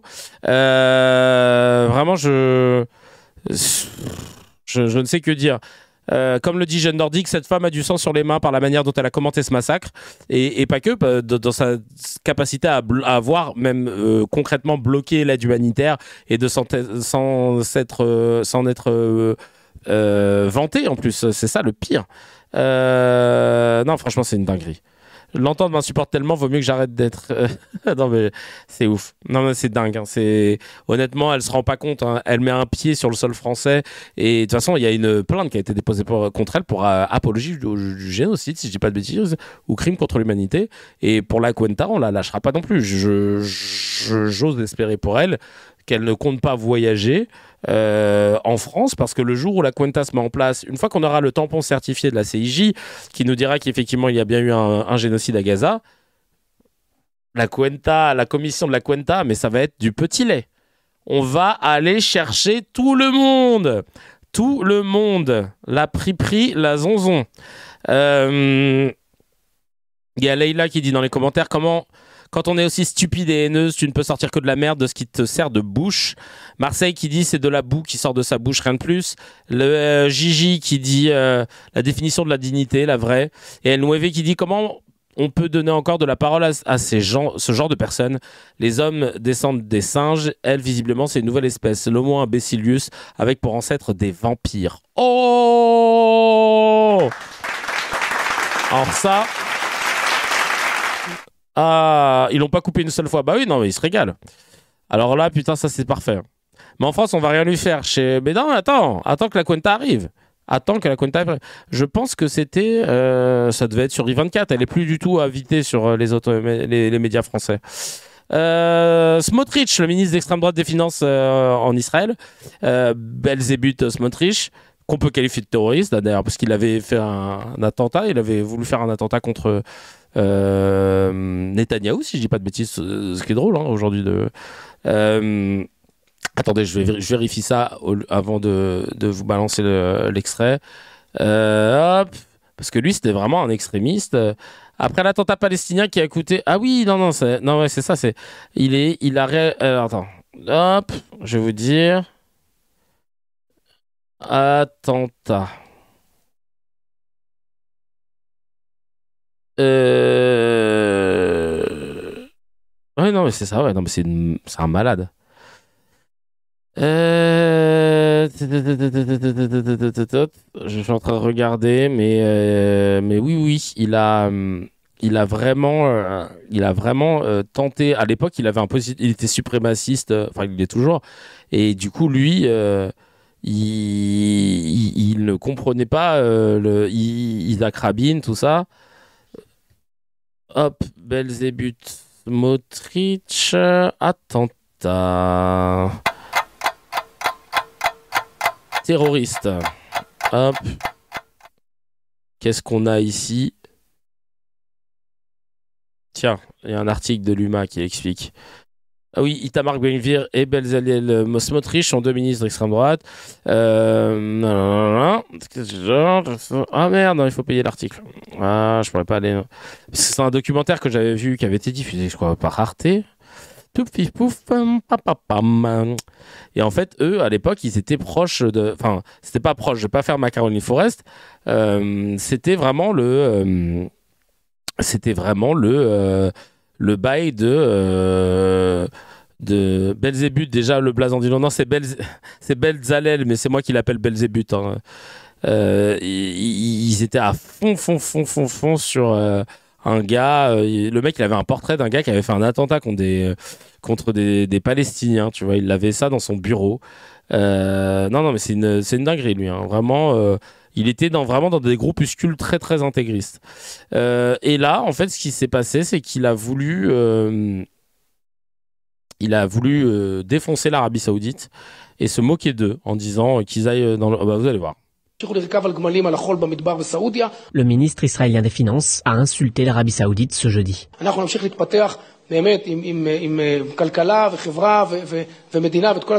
Ouais, c'était le docu Arte, exactement. Bezalel Smotrich était à Jérusalem pour un colloque sur une éventuelle annexion de la Cisjordanie par Israël. Un plan que soutiennent beaucoup de proches du pouvoir et qui mettrait fin à la possibilité de création d'un État palestinien. Mais ce plan est loin de plaire à beaucoup de voisins, aux Proches et au Moyen-Orient. C'est le cas de l'Arabie Saoudite qui a prévenu que toute normalisation entre Israël et son pays serait impossible sans la création d'un État palestinien avec ses propres frontières. Ce sur quoi Bezalel Smotrich est revenu. נורמליזציה בתמורה למדינה פלסטינית, חברים, לא תודה, תמשיכו לרכב על גמלים על החול במדבר בסעודיה, אנחנו נמשיך להתפתח באמת עם כלכלה וחברה ומדינה ואת כל הדברים הגדולים והנהדרים שאנחנו יודעים לעשות. La normalisation dont on parle, elle rentre dans le cadre des accords d'Abraham qui ont conduit à la normalisation et au rapprochement des relations diplomatiques entre Israël et plusieurs pays arabes comme le Maroc, le Bahreïn ou les Émirats arabes unis depuis 2020. Mais les pourparlers avec l'Arabie Saoudite ont été gelés après l'attaque du 7 octobre 2023, tant qu'un État palestinien ne sera pas garanti. Après les propos de Bezalel Smotrich, le chef de l'opposition en Israël, Yair Lapid, a réagi sur X et en arabe. À nos amis du Royaume d'Arabie Saoudite et du Moyen-Orient, Bezalel Smotrich ne représente pas l'État d'Israël. Bezalel Smotrich. Ils ont eu chaud. Smotrich a fini par présenter ses excuses. Il s'est pris un coup de pression, Smotrich. Quelques heures plus tard. Il dit que ma déclaration n'était certainement pas appropriée, je la regrette. Mais je refuse également toute hypocrisie. De même que je n'ai pas l'intention d'offenser les Saoudiens. J'attends d'eux qu'ils ne me portent pas atteinte. Ou plutôt qu'ils ne nous portent pas atteinte. Le ministre d'extrême droite est un habitué des déclarations choquantes. Il a affirmé plusieurs fois, et encore ce jeudi, qu'un État palestinien n'existera jamais et qu'il n'y a simplement pas de peuple palestinien. Merci beaucoup. C'est bien ça. On attend toujours à nos amis Enthoven, Arthur, Forrest, Epina nous parler de Smotrich et de ces takes problématiques qui nous montrent bien que il y a plus que une riposte. Tout a commencé le 7 octobre. Non, on est face à un fasciste qui a décidé d'éradiquer ses voisins. Ses cousins, je dirais. Leïla qui nous dit non mais lui quand il ouvre sa bouche ce n'est que pour dire des dingueries. On dirait qu'il n'est payé que pour ça. Toujours dans la provocation, la cuenta est archi salée pour ce type. Ben oui, baleine bleue, style pour lui. Et Itamar Ben-Gvir aussi. Hein. Et la polémique de ce week-end, France TV, qui invite Zemmour à l'occasion de la sortie de son énième livre raciste. Et il a pu dérouler sa propagande raciste sur un autre public que celui de CNews grâce à l'argent public. Vous allez voir, c'est flippant. On écoute tout de suite. Ah, l'enquête va très vite et vraiment je veux dire mon admiration et mes félicitations aux policiers qui sont autrement plus efficaces que la sécurité du Louvre. Mais une fois qu'on a dit cela, il faut essayer de tirer la première analyse de ce vol de bijoux. Vous avez dit vous-même, l'un des suspects arrêtés était un Algérien qui partait en Algérie. L'autre était un Malien. C'est pas encore confirmé, mais ça fait. Bon. Il y a des sources qui le disent. Vous savez, pendant la campagne présidentielle, j'avais étonné certaines personnes et même certains parmi mon entourage quand je parlais de djihad du quotidien. Eh ben, vous voyez, ce week-end, c'est exactement la preuve de ce que je vous dis. On pille les trésors de la France. On tue, c'est le procès de la Algérienne qui a violé et massacré la petite Lola. Je ne vous parle pas des trafiquants de drogue, je ne vous parle pas des harcèlements sexuels dans le métro. Attendez, c'était tout ça, c'est des pillages, des vols, des viols, tout ce que fait une armée d'occupation. C'est exactement la même chose. Vous mettez tout ça sur le même plan. Pour moi, je mets tout ça sur le même plan. Les vols des bijoux. Évidemment qu'il y a une hiérarchie entre le meurtre et un vol. Évidemment, entre un harcèlement et un viol, entre un vol de téléphone portable, qui va lui aussi en Algérie, vous voyez, mais tout cela, c'est un ensemble. C'est connu, hein, tous les vols de téléphone portable, ils se retrouvent en Algérie. Hein. Source IFIAC, évidemment, et au PIF, l'Institut. Tout ce que fait une armée d'occupation. Ben, c'est marrant qu'il parle d'armée d'occupation parce que une armée d'occupation, c'est par exemple l'armée française qui a occupé l'Algérie, le pays de tes ancêtres. Donc tu devrais savoir ce qu'il en est d'une vraie armée d'occupation. C'est une armée en fait qui fait des oradours-organes, comme le disait Apathy, tous les 4 matins. C'est une armée qui t'impose une langue, c'est une armée qui massacre, qui tue. Excusez-moi, mais comment tu peux oser comparer des faits divers que tu attribues systématiquement à des gens d'origine étrangère, alors que parfois ce n'est pas le cas, même très souvent, parce que c'est des gens qui sont nés en France. Là, tu n'as même pas l'identité des personnes qui sont suspectées d'avoir volé les joyaux de la couronne. Tu ne sais même pas. Tu sais juste qu'ils se dirigeaient au Mali ou en Algérie. Ça veut dire quoi ? Ça veut dire quoi ? Ça veut dire quoi ? À ce niveau-là, ça veut rien dire. 3 affaires qui n'ont rien à voir et tu as décidé de parler d'armée d'occupation. C'est... Non mais... La délinquance n'a ni religion ni nationalité. Et concernant la liste des délinquants, il a une mémoire sélective parce qu'il ne parle que des personnes d'origine algérienne selon lui. Mais Sarkozy, c'est pas un délinquant. Jubilard en ce moment, Pellico, le Squarneck, Depardieu, Pénélope Fillon, Nordal Lelandais, Plaza, Dylan Thierry, Morandini, Le Pen, Bétarab, Gabriel Fortin et Éric Zemmour, multicondamné, c'est quoi ? C'est quoi ? Marco Mouli ? Non mais, il y a quelqu'un dans les commentaires qui dit, Sucupira qui dit « Ce gars-là est un bot humain, ne lui accordez pas d'importance, il est là pour servir de distraction, d'épouvantail, de marionnette. » Mais le problème, c'est dans le cadre de notre loi CKR, le problème c'est qu'il affirme des choses qu'il ne peut pas vérifier. Des choses non sourcées, qui manipulent l'opinion et qui incitent à la haine. Il a été multi-condamné pour des incitations à la haine raciale. Donc c'est pas possible de l'inviter sur France Info dès qu'il sort un putain de livre. On en a rien à foutre de son livre. On n'est pas censé se dire ah bah tiens super, on va recevoir le multi-condamné là qui dit de la merde parce que ça fait longtemps qu'il dit de la merde et on aimerait savoir ce que on s'en bat les couilles en fait. On n'est pas censé le recevoir. Ça ne viendrait pas à l'idée ça ne viendrait pas à l'idée de la rédaction de France Info d'inviter Dieudonné pour son nouveau spectacle. Bon ben là, pourquoi d'un coup tu te dis que c'est trop cool d'inviter Zemmour, qui est multi-condamné encore une fois, et de lui remettre de la lumière pour qu'il redise n'importe quoi sur ton plateau. Je suis désolé, mais dans la loi CKR, on va ajouter un alinéa pour la responsabilité des personnes dans les médias. Parce que oui, ça aussi c'est super important. Je trouve je trouve qu'on aime trop attaquer les chaînes. Comme je vous l'ai dit, attaquer une chaîne, c'est attaquer une entité juridique qui est blindée, qui a une armada d'avocats. Et payer 2 millions d'euros, 3 millions, 7 millions d'euros d'amende quand t'es le groupe Canal, c'est comme si moi je te demandais de me sortir un billet de 20 euros.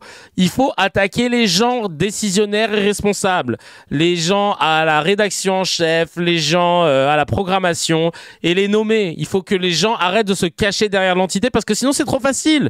Oui, ça sert à rien de condamner un logo, exactement. Il faut condamner les gens qui sont responsables du fait que la personne soit invitée. Ça, c'est ultra important. Donc, dans la Cuenta, on va rajouter un alinéa de responsabilité dans la Cuenta, pardon, dans la loi CKR, de responsabilité de la chaîne, des personnes qui sont dans la chaîne et de la chaîne de transmission jusqu'à l'invitation de Zemmour. Parce que tu peux pas te cacher derrière ta chaîne. Tu peux pas te cacher derrière la signature de ton mail. Mais moi, je vais leur faire la guerre aux médias d'information. Ils ont pas idée de comment on va pas les lâcher. On va être sur leur côte H24. Pressing offensif, Tar Achraf Hakimi. Pressing défensif, Tar Nuno Mendes. Non mais vraiment, ils s'en rendent pas compte. Parce que là, c'est grave.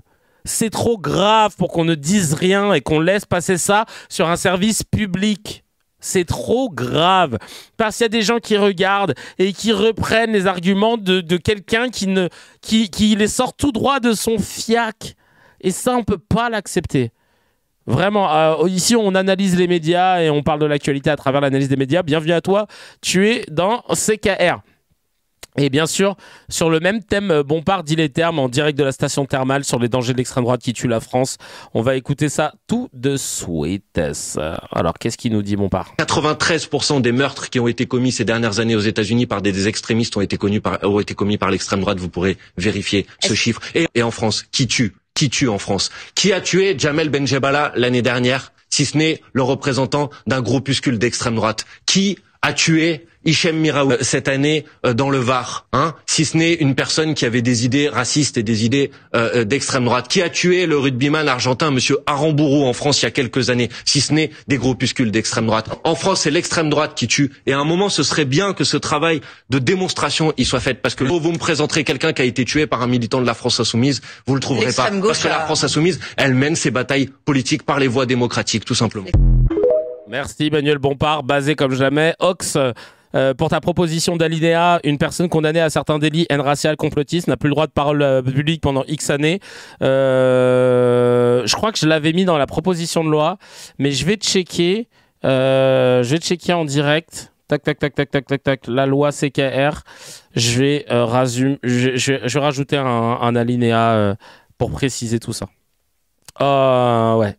Parce que là, franchement, c'est trop, là. Là, je suis remonté, On va aller au bout de cette proposition de loi, je vous le dis, parce que là, franchement, c'est scandaleux. C'est scandaleux.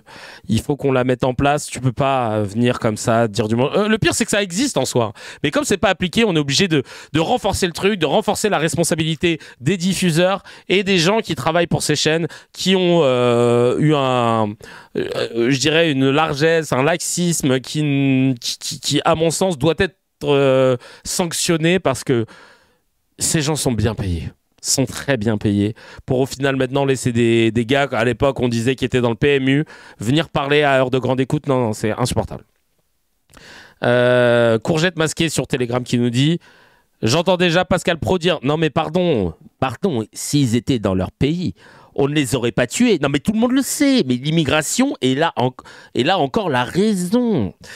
Ah là là là, c'est tellement vrai, c'est tellement vrai. Écoute, on passe tout de suite au scan de Razi.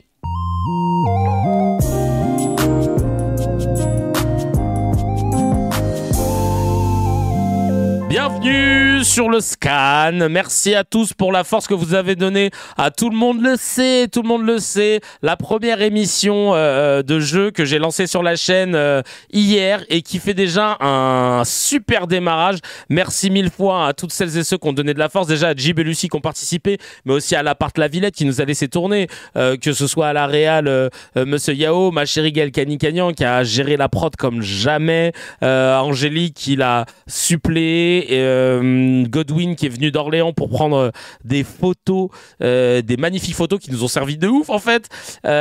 Tout ce jeu-là avec bien sûr Florian, la page de Flo sur TikTok, Florian Guadalupe qui était le rédacteur en chef et la source. Et on a Jules qui a chauffé le public, les Modo, Nafta, Mimomez et Lubiano qui étaient là. Lubiano qui est venu du Nord juste pour venir soutenir. On avait une grosse partie des cracks qui étaient présents aussi. Et on a hâte de pouvoir refaire ce projet. Alors, on va avoir besoin de force, donc partagez-le à fond. C'est un jeu. Le but, c'est de deviner les réponses que des gens ont données à des questions qu'on leur a posées dans la rue. C'est sociétal, c'est politique, c'est satirique surtout, c'est feel good. Tu peux jouer en regardant. Et surtout, là, c'est pas un jeu où j'invite des gens connus pour jouer entre gens connus. Et là, c'est vraiment, je voulais jouer avec vous. Tout le monde peut participer. Vous envoyez un message contact@razi.fr ou alors, non plus, encore mieux, TLMS, donc T de Thierry, L de Lima, M de Mike et S de Sierra, le show @gmail.com. Ça, c'est l'adresse officielle pour participer à l'émission. Si vous voulez donner de la force, comme Jib qui participe à l'émission et qui est Eric du Pico Moretti sur le chat, qui est ingé son et qui s'est proposé de nous aider pour la partie son parce qu'on a vu des galères avec le son. Donc voilà, soyez indulgents.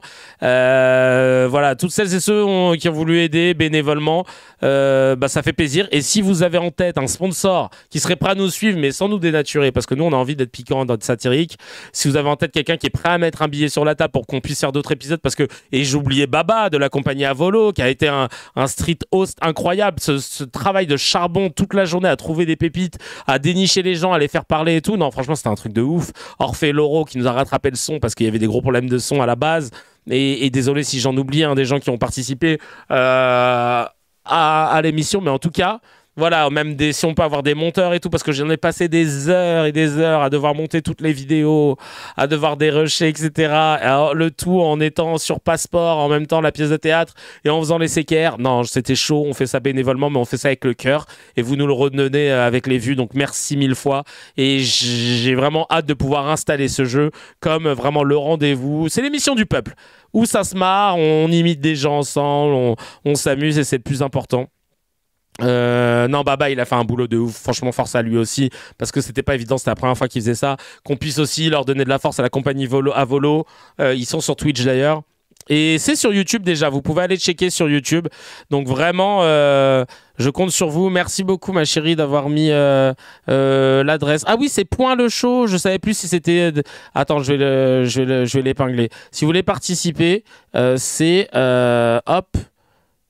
Alors, épingler ce message, est-ce que j'ai réussi? Et voilà, c'est par ici que ça se passe. En tout cas, merci 1000 fois. Merci 1000 fois. J'ai hâte de voir encore plus de monde pour la prochaine session de tournage qui va avoir lieu dans pas longtemps, je l'espère. Franchement, j'ai kiffé. Merci à l'appart. Merci à l'appart qui nous a mis à disposition ce magnifique lieu. Non, franchement, merci 1000 fois. Et si voilà, vous avez un média, sinon qui vous pensez pourrait être intéressé, vous avez des entrées, vous dites mais moi je connais le directeur de programmation de tel truc, machin, ça pourrait l'intéresser ce type d'émission. C'est vous, l'émission, elle vous appartient. Maintenant, le but, c'est de pouvoir le diffuser au plus grand nombre. Et l'accueil de l'appart est aussi incroyable. Ouais, merci 1000 fois à toute l'équipe. Franchement, on a eu trop de la chance. On espère pouvoir refaire ça encore mieux, encore plus fort. Et puis, voilà, allez checker l'épisode. On compte sur vous. J'ai envie de revenir sur l'incarcération de Nicolas Sarkozy. Ouais, Nicolas Sarkozy, parce que la une de Paris Match, elle matche pas avec la réalité et ça m'a rendu ouf. Je vais vous le montrer. Déjà parce qu'il y a une différence de taille de ouf. Regardez. Regardez. Alors c'est rien mais déjà ça m'a fait rire ça. C'est Moumou le showrunner qui m'a mis ça. Ça, c'est la dernière une de Paris Match avec Nicolas Sarkozy et Carla Sarkozy-Bruni. Vous constatez que ils font la même taille, on est d'accord. Ils font la même taille. Tu te dis, oh tiens, c'est marrant. Ok, c'est un couple normal. Mais si tu remontes un petit peu, quand on les prend tous les deux, tiens.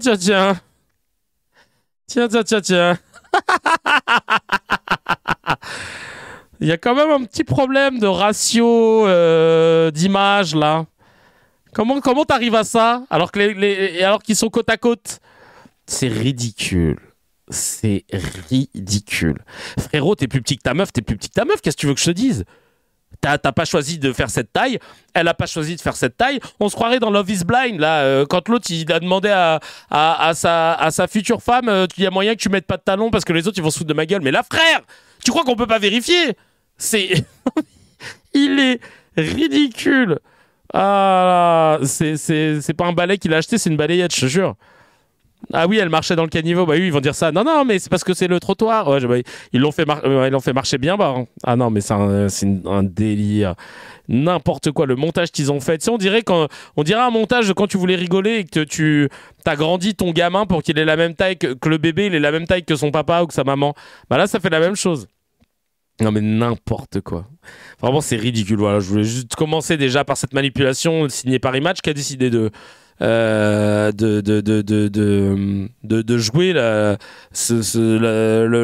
narratif, quoi, tu vois, de jouer dans son sens. En même temps, est-ce qu'on est étonné? Il n'y a pas Mimi Marchand derrière tout ça? Je vous pose la question, hein, je suis pas sûr, mais Mimi Marchand, elle s'occupe bien de la communication de Sarkozy aussi. Ou alors elle s'occupe plus, elle s'occupe que de Macron. En tout cas, elle s'en est occupée bien comme il faut. Regardez ça aussi. Sarkozy, l'épreuve. Ça me fait rire. Sarkozy, l'épreuve. Et le meilleur commentaire, c'est celui-ci. Claude Ponty qui dit l'épreuve? Non. Les preuves. Et elles sont nombreuses. Les preuves, oui. Ça, on veut bien que tu nous les donnes. Non, mais une dinguerie, frère. Arrêtez de nous vendre Jésus-Christ, là, frérot. Même Jésus, il serait choqué. Il serait dit, allez, frère, même moi, on s'est pas habitué sur mon sort de mon vivant.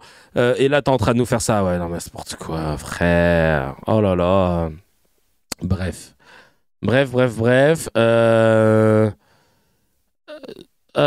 Merci d'avoir modifié. Ok, c'est bien, TLMS. Merci beaucoup, mon petit bébé, qui m'expliquait que voilà, l'adresse mail a été modifiée parce que c'est vrai que on croyait que c'était TLMS le show, mais sans le point, mais il y a un petit point. Donc, comme on sait que Sarkozy est en prison pour association de malfaiteurs avec le pouvoir libyen, et même si l'argent, il n'a pas été condamné pour avoir reçu de l'argent, ça ne veut pas dire qu'il n'en a pas reçu. Regardez ce que disait le fils de Kadhafi. C'est assez tricky, hein, mais c'est important de revenir là-dessus. Et là, c'est le fils de Kadhafi qui dit ça. Écoutez. Hop, c'est sur Euronews. Tac. La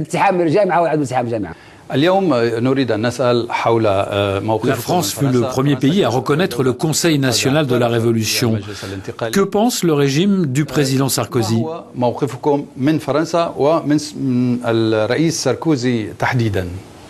Tout d'abord, il faut que Sarkozy rende l'argent qu'il a accepté de la Libye pour financer sa campagne électorale.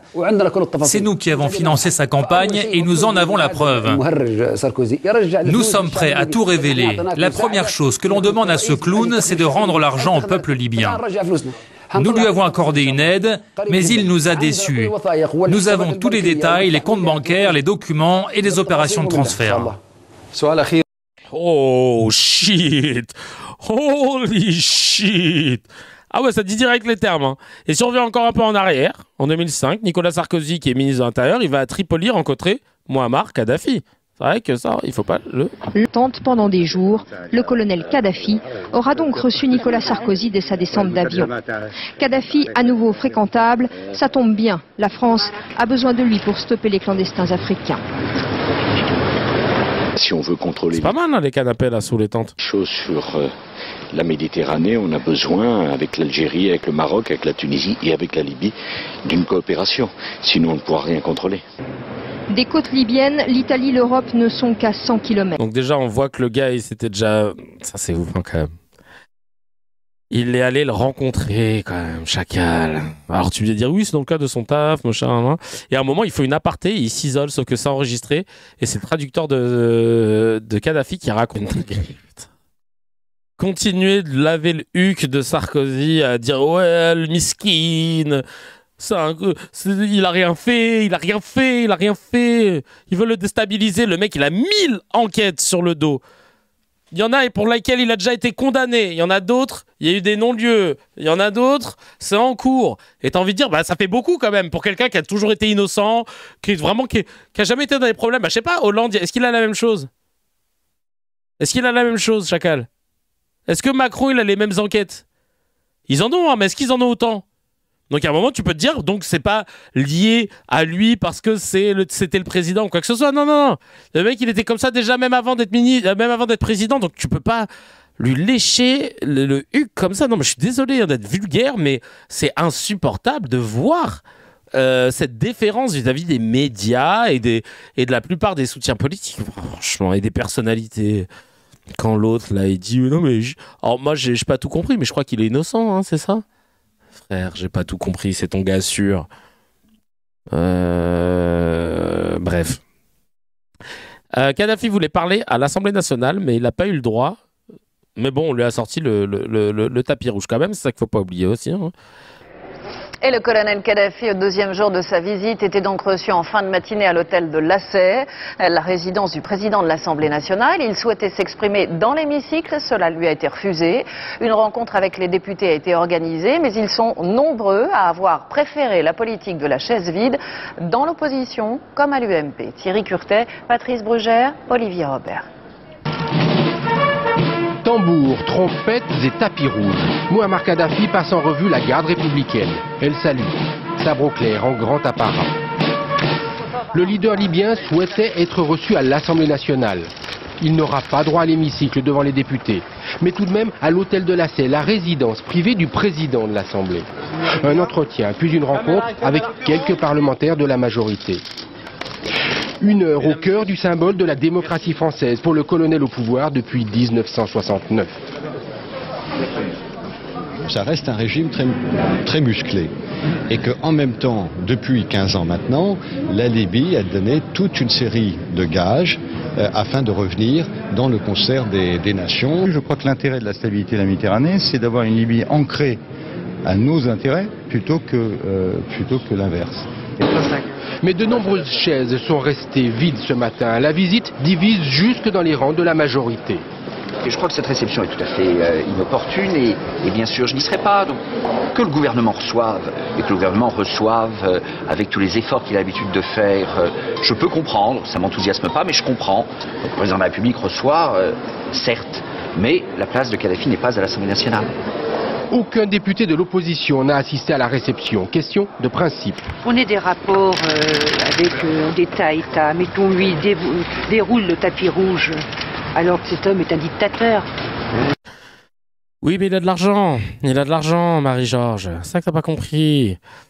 Pour faire semblant, ils ont laissé Ramayad, secrétaire d'État aux droits de l'homme, pousser un coup de gueule, histoire de montrer que ça discute, on n'est tous pas d'accord, regardez, la preuve en est. Hein. Bonsoir les filles, je vous présente Matt. Bon, on attend la pub. On regarde la pub. On ne choisit pas tout dans la vie. Mais pour sa banque, on peut choisir Hello Bank, sa carte gratuite et ses 180 € d'avantages. Personne ne prononce le Kadhafi, c'est étonnant. Tant mieux.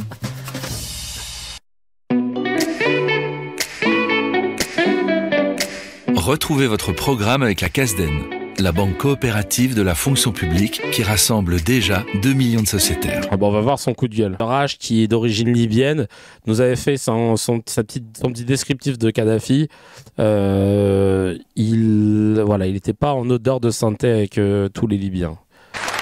Du côté de l'UMP, on dit une seule chose, carnet de chèques, carnet de chèques, carnet de... Ça était déjà là, la 8. De bannière de Bigorre. Bon, voilà, c'est marrant de revoir un peu tout ça, hein, comment... Et c'est fou parce qu'en fait en 2011 Sarkozy se réjouira que Kadhafi soit tué et au final Sarkozy il est maintenant en prison. C'est con hein, c'est con cette affaire hein. En France, l'usage diplomatique veut que les visites officielles durent 3 jours. Le dictateur demande à prolonger son séjour de 3 de plus. 1 semaine en tout.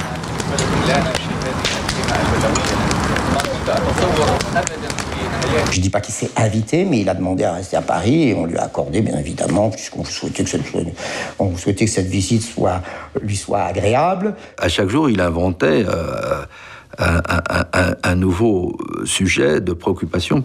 Quand les Libyens vous disent, écoutez, je souhaite aller à Versailles parce que j'ai toujours rêvé difficile de lui dire, ah non, vous n'allez pas aller à Versailles, non, c'est trop pour vous. Le touriste de marque fait privatiser le célèbre château royal. C'est là que le roi recevait les ambassadeurs. Avant de filer au Louvre, puis de réclamer d'autres divertissements encore à des organisateurs quelque peu dépassés. Il avait décidé de visiter Paris en bateau-mouche. Une vraie dégaine. J'adore. Avec sa V là. Un vrai mec, un vrai grand frère de Tess. Ou un cheb. Par exemple, vous imaginez ce que ça représente en termes de sécurité, puisqu'il faut sécuriser les berges, mais aussi les ponts. Et pourquoi ne pas lui dire non, tout simplement? Difficile de refuser à une personnalité qu'on reçoit le droit de découvrir Paris en bateau-mouche.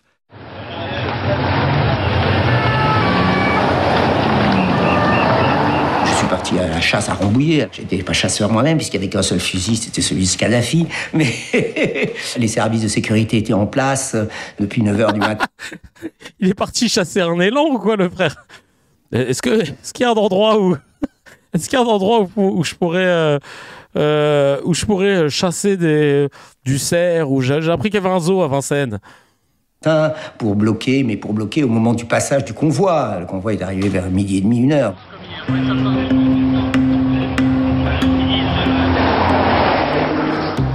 Ah ouais, putain, il les a rendus.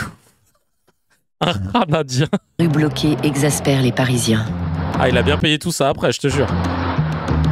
La pompe déployée pour un dictateur choque les Français. Bah oui, parce que t'imagines là, tous les embouteillages que ça a dû causer, tout ça. Ils assistent à des scènes comme celle-là. De pacifiques opposants en exil, séquestrés dans un car des heures durant, afin d'éviter que le dirigeant libyen ne les aperçoive sur son passage.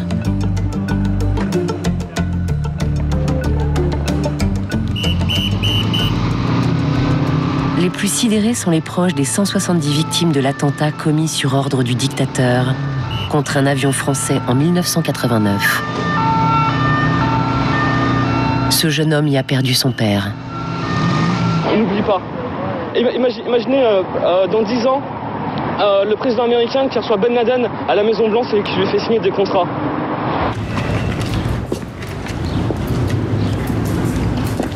Bah ouais, tu m'étonnes. 4 ans auparavant, le dictateur a consenti à indemniser les familles des victimes du DC-10 d'UTA, mais il refuse toujours d'extrader les auteurs de l'attentat, parmi lesquels son propre bras droit.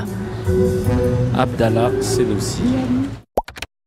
Non, mais c'est une dinguerie. C'est une dinguerie. Et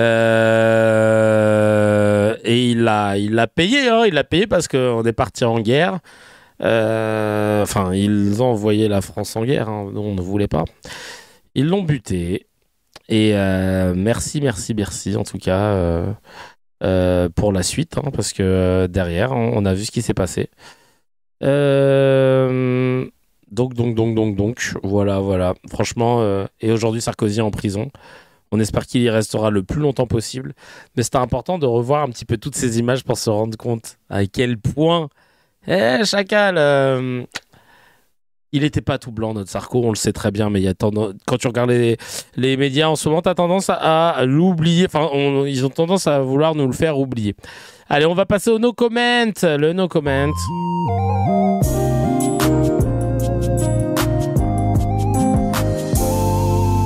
Je lis des news, vous n'avez pas le droit de les commenter. Vous pouvez simplement mettre des emojis.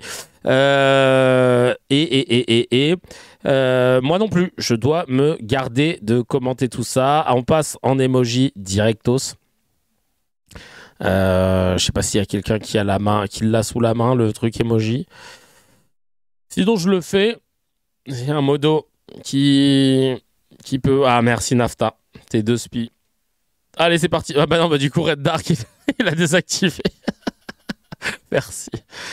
Ah ouais, en fait, là, c'est devenu une vanne, là. Et du coup, ouais, voilà, c'est bon, c'est activé. C'était très drôle. Merci beaucoup, merci. On commence. Allez, c'est parti. Ce week-end, des bombardements et des tirs israéliens ont visé des civils à Khan Younes, au sud de la bande de Gaza.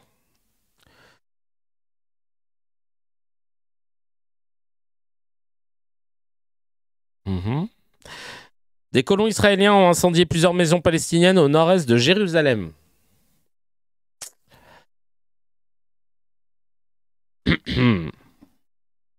Un Palestinien de 65 ans a été agressé par un colon et des soldats israéliens alors qu'il récoltait des olives sur sa terre en Cisjordanie. Non mais...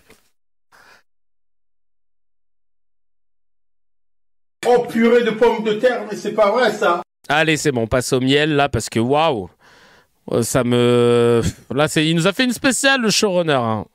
Il nous a fait une spéciale là, mais ça fait mal. Le miel, c'est Glupatate qu'on embrasse, qui nous ont fait une vidéo sur Tondelier. On regarde ça tout de suite. Et de Tondelier sur Charlie Kirk, le militant d'extrême droite américain qui est décédé, qui s'est fait tuer il n'y a pas longtemps. On regarde tout de suite ce miel. Oula, j'en baille tellement, je sais plus si c'est pour souder la gueule de Tondelier ou de Kirk, je sais plus. Allez, on regarde ça tout de suite. Tondelier, l'assassinat de Charlie Kirk, je trouve extrêmement digne que quand une personnalité politique est assassinée, on réagisse de manière très unanime, quels que soient les désaccords politiques qu'on a. On ne doit pas mourir pour ses idées, quelles que soient ses idées et quelle que soit la manière dont on meurt. Ouais, il est mort. J'en ai rien à foutre. C'est un facho qui s'est fait buter. Oh, imagine que ça arrive à ton camp. Mais j'en ai rien à foutre, en fait. Non, j'ai pas envie que ça arrive au mien, en fait. J'ai envie que ça vous arrive à vous.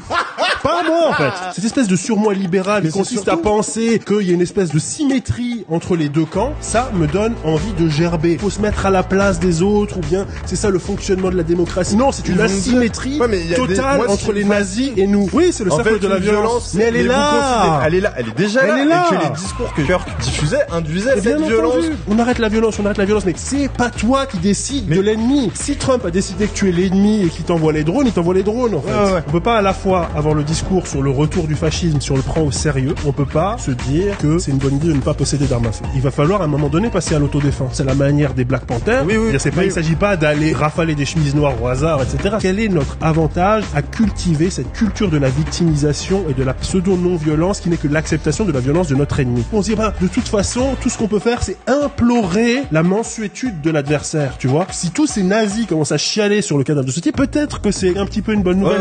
Non, ça va les renforcer. Ils vont devenir encore plus forts. Mais vous les fantasmez tellement plus forts qu'ils sont. Dans les damnés de la terre de Fanon, il dit l'expérience transformatrice pour le colonisé, c'est de se rendre compte que le colon peut saigner et peut mourir. Il voit en 4K la gorge de Charlie Kirk qui dégueule du sang. Tout ce qu'il se dit, c'est ça va rendre Trump encore plus fort. Mais ils peuvent mourir. Leur monde peut mourir. Rendez-vous compte de ça, en fait. Ça dit les termes en direct de la station thermale. Ah là, bah ouais, j'aime bien le take. Même si évidemment il est touchy, même si évidemment personne ne se réjouit de mort. Parce que bon, le gars avait une femme et des enfants, mais en revanche, on va pas pleurer, on va pas aller chialer. Ah, clairement pas. On va pas aller chialer. Là, franchement, il a dit les termes. Je souscris, il a dit les termes, on va pas chialer. Parce que la violence prônée par l'individu, elle est réelle. Et là, c'est juste le miroir de ce qu'il a prôné pendant toute sa carrière. Donc, j'ai envie de te dire, c'est un retour de bâton. Je vais pas fanfaronner, mais juste te dire, frère, qu'est-ce que tu veux que je te dise? Tu prônes la violence, il faut l'accepter des deux côtés. Non, mais c'est intéressant. Merci Zoland2, Zolala, qui nous met bien. Merci beaucoup, merci pour la force. Et on finit cet épisode. Ça y est, c'est la fin de l'épisode 133 de CKR, le podcast préféré de vos podcasteurs préférés. C'était un plaisir, un honneur et un privilège. Merci pour toute la force que vous donnez. Hein. Franchement, ça fait trop plaisir. Et c'est digne au buffet de volonté de ma ville. Ben, on ira un jour manger au buffet à volonté de ta ville.